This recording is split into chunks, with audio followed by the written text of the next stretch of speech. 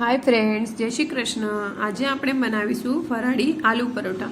આ પરોઠા ઓછા તેલમાં અને ઝટપટ બની જાય છે અને ખાવામાં પણ એકદમ સુપર સોફ્ટ લાગે છે। તેના માટે આપણે એક વાસણ લેવાનું છે, તેમાં 1.5 વાટકી જેટલો આપણે રાજગરાનો લોટ લેવાનો છે। રાજગરાના લોટને આપણે ચાળીને જ લેવાનો છે, જેથી કરીને તેમાં કોઈ પણ જીવાત હોય તો તે નીકળી જાય। કોઈ પણ ફરાળી લોટ તમે ફરાળી વાનગીઓ બનાવતા હોય ત્યારે તે લોટને હંમેશા ચાળીને જ લેવાનો। એક મરચાંની ઝીણી કટકી કરીને આપણે લીધી છે। થોડા એવા આપણે એમાં ધાણા એડ કરીશું અને 2 બટેટાને આપણે બાફીને મેશ કરીને એમાં એડ કરી દેવાના છે। મેં અત્યારે અડધી ચમચી જેટલું મીઠું એડ કર્યું છે। તમે તમારા સ્વાદ પ્રમાણે ઓછું કે વધારે કરી શકો છો। હવે આપણે બધું સરસ રીતે મિક્સ કરતા જવાનું છે અને મીડિયમ કઠણ એવો લોટ બાંધવાનો છે।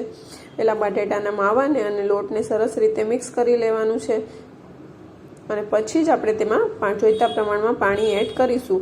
જો સરસ આપણો લોટ સરસ મિક્સ થઈ ગયો છે, હવે આપણે પહેલાં 1 ચમચી જેટલું પાણી એમાં એડ કરીશું, પછી આપણી જરૂરત પડશે તો એડ કરીશું। જો આપણો લોટ એકદમ બાઇન્ડિંગ આવવા માંડ્યું છે, હવે એમ લાગે છે કે થોડુંક હજી પાણીની જરૂર પડે છે, તો આપણે 1 ચમચી જેટલું પાણી હજી એડ કરીશું।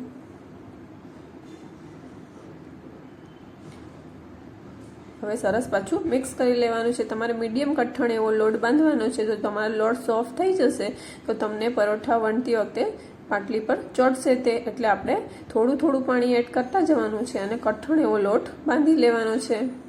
બસ આપણે આટલો લોટ બાંધતા આપણે 2 ચમચી જેટલી પાણીની જરૂર પડી।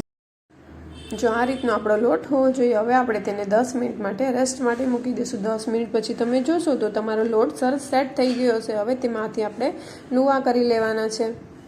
તો તમને એમ લાગે ચોટે છે તો થોડો તેલવાળો હાથ કરી અને પછી આપણે તેમાંથી લુવા કરી લઈશું। આટલા લોટમાંથી આપણા 5 આલુ પરોઠા બની જશે। હવે આપણે એક પાટલી લેવાની છે, તેમાં આપણે લોટ સ્પ્રિંકલ કરીશું।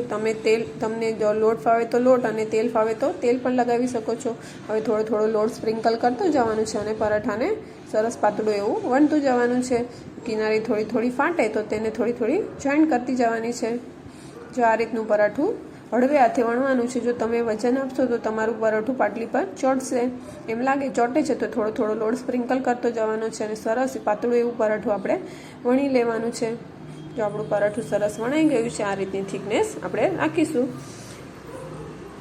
હવે આપણે એક તવો લઈ લેવાનો છે, તેને મેં ઘીથી ગ્રીસ કરી દીધો છે। જો તમે નોનસ્ટિક પેન લેશો તો તમારે ઘી લગાવવાની જરૂર નહીં। હવે આપણે પરાઠાને શેકી લેવાનું છે। જો થોડા થોડા બબલ્સ આવવા માંડ્યા છે, હવે આપણે પરાઠાને ટર્ન કરી લેશું। હવે તેના પર આપણે ઘી સ્પ્રેડ કરવાનું છે। મેં અત્યારે પરાઠાને ઘીમાં શેક્યા છે। તમે તેલમાં પણ શેકી શકો છો, પણ જો તમે પરાઠાને ઘીમાં શેકશો તો તેનો સ્વાદ બહુ સરસ આવે છે। હવે બીજી બાજુ ટર્ન કરી લઈશું અને તેના પર આપણે ઘી લગાવી લેવાનું છે। થોડું થોડું પ્રેસ કરતું જવાનું છે અને એકદમ સરસ ક્રિસ્પી એવું પરાઠું આપણે તૈયાર કરી લેવાનું। આ પરાઠાને જોઈને તમને એવું લાગશે જ નહીં કે આ ફરાળી પરોઠા છે। આવી રીતે જો પરોઠા બનાવશો તો તમે ફરાળ હોય કે ના હોય, તમને આ પરોઠા ખૂબ જ ભાવશે। જેણે ઉપવાસ નહીં કર્યો હોય તે પણ આ જ પરોઠાની ડિમાન્ડ કરશે। એવી જ રીતે આપણે બીજું પરાઠું પણ શેકી લેવાનું છે। આ પરાઠું એકદમ ગ્લુટન ફ્રી છે અને જો તમે ડાયટિંગ કરતા હોય તો પણ આ પરાઠાને ખાઈ શકો છો। જો તમને મારી રેસીપી ગમતી હોય તો મારી ચેનલને લાઇક, શેર અને સબસ્ક્રાઈબ કરજો અને બાજુમાં આપેલા ઘંટીના બટનને પ્રેસ કરી દેજો, જેથી નવી નવી રેસીપીના નોટિફિકેશન મળતા રહે। જો તમને મારી રેસીપી ગમતી હોય તો તમારી ફ્રેન્ડ્સ અને ફેમિલીમાં શેર કરજો।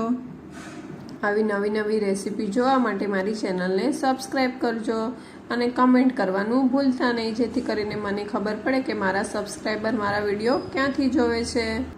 એકવાર આ ફરાળી પરાઠાની રેસીપી જરૂરથી ટ્રાય કરજો। Thanks for watching.